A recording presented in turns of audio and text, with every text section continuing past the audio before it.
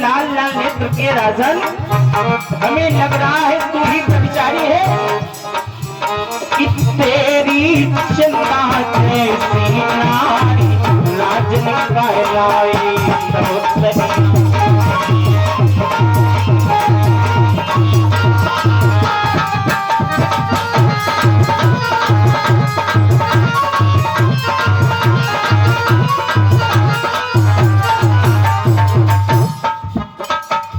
कहलाए सौतनिया आए कहलाए सौतनिया,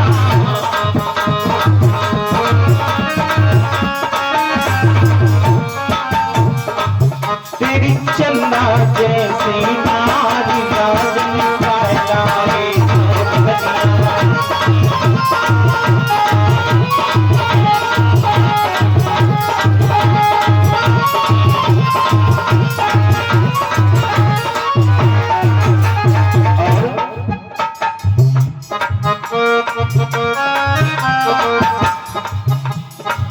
नाया काली नाही लंगड़ी राजन, नाया काली ना लंगड़ी ना कानी, नाया अंधे नाया काली, यत चंदा को जियार राजन कहलाए सौतनिया।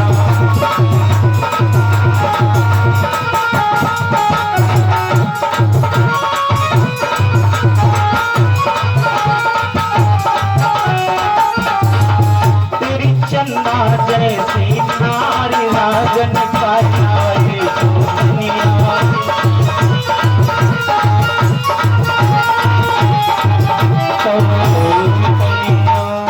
आज सुरुचि ने कहा राजन तेरी चंदा जैसी नारी काहे ब्याह लाए सौतनिया, आखिर कारण क्या है? उसी समय सुनीति ने हाथ जोड़ करके कहा बहन इसमें राजा की कोई गलती नहीं, इन्हें कुछ मत कहिए। हमने आपका विवाह कराया और सब कुछ हमारे कारण ही ये हो रहा है। उसी समय इतना सुनते ही सुरुचि ने हंस करके कावरी सुनीति तूने अपने हाथ से अपने पैर में कुल्हाड़ी मार ली, ये जानते हुए कि सौत की नहीं हो सकती, और फिर भी क्या सोच करके तूने विवाह कराया? उसी समय सुनीति ने रो करके कहा बहन मेरे गर्भ से कोई संतान नहीं हुई, मैंने सोचा तेरे गर्भ से कोई संतान होगी, हम दोनों बहनें घर में रहेंगी और दोनों बालकों को मिल करके लालन पालन करेंगे।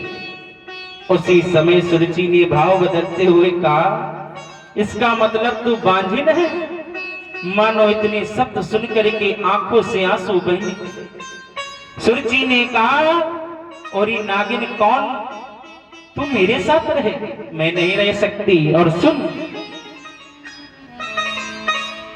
तू चाहती है कि मैं इन महलों में रहूं तो मेरी एक शर्त है। शर्त यह है कि आज के बाद तू राजा से, इन महलों से सारे संबंध तोड़ दे। सुहागिन रहने के बावजूद भी विधवाओं जैसी जिंदगी अगर स्वीकार हो तो बता, अन्यथा आज इसी समय हमारी डोली को हमारे मैके पहुंचा दे। वारी नारी जो एक नारी का दुख ना समझ पाई। इतनी शब्द सुनी तो सारे नगर की नर नारी सोचने लगे कितनी निष्ठुर नारी है कि एक ओर वो खड़े खड़े प्रार्थना कर रही और दूसरी ओर ही उसी को भगाने में लगी है। सुनीति ने हर शर्त को स्वीकार कर लिया और प्यारे भक्तों उसी समय बिना कुछ कहे महलों की ओर गए। सर से राजसी वस्त्रों को उतार दिया। जो रानी वैभव लक्ष्मी के समान सजी धजी रहती थी आज विधवा के भेष में नजर आ रहे हैं।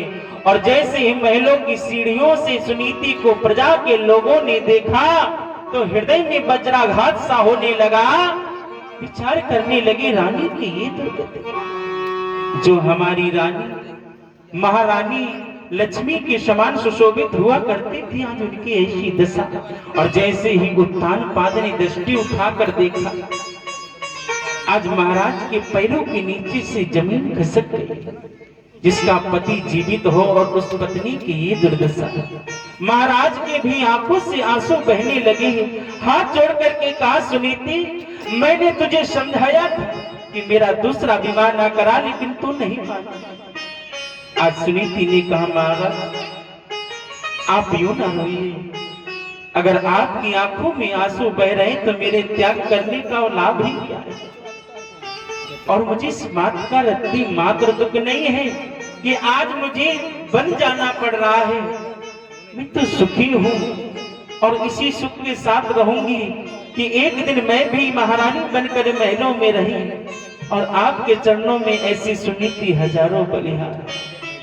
आज प्यारे भक्तों, कैसा समय है, जो रानी आज वो नौकरानी बन गई। इसलिए माताओं, जीवन में अगर सुख है, धन है, संपदा है, तो कभी घमंड मत करना।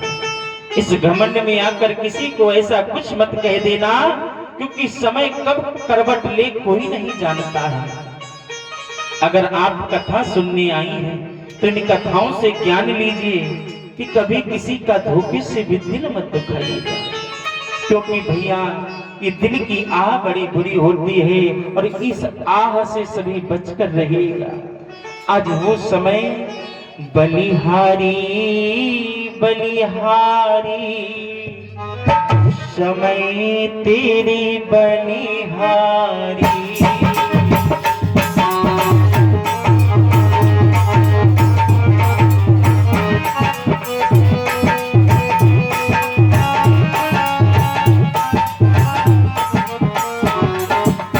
बलिहारी बलिहारी, समय तेरी बलिहारी।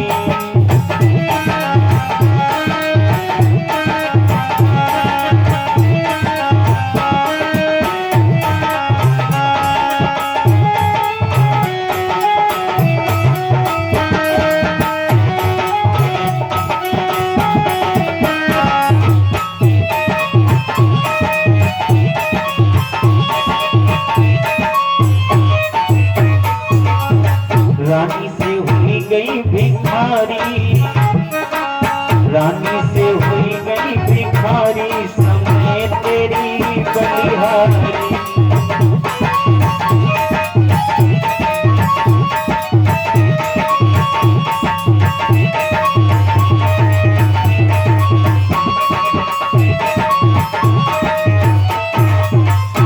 वारी समय की मार